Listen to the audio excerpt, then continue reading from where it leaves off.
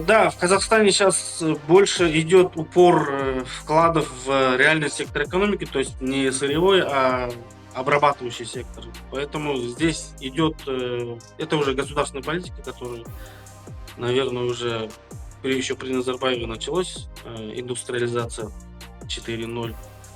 Ну, да, там с какими-то, скажем так, были за что критиковать в целом, но в целом это продолжение той политики развития обрабатывающего сектора.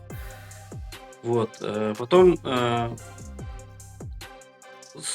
сама государственная политика, она направлена на то, чтобы развивать обрабатывающий сектор, чтобы производились в Казахстане больше продуктов добавленной стоимостью, высокой добавленной стоимостью, чтобы больше денег оставалось здесь.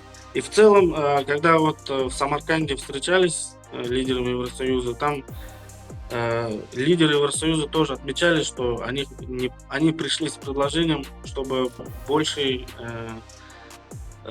добавленной стоимости оставалось в регионе. Потому что европейцы видят, что когда их партнеры сильные, то они тоже будут сильны. Это, я думаю, очень такой win-win подход хороший. Это фрагмент разговора Руслана Габасова и Ильдара Ракымжана об экономике Казахстана. Полную версию смотрите на канале Комитета Башкирского национального движения. Ссылка в описании.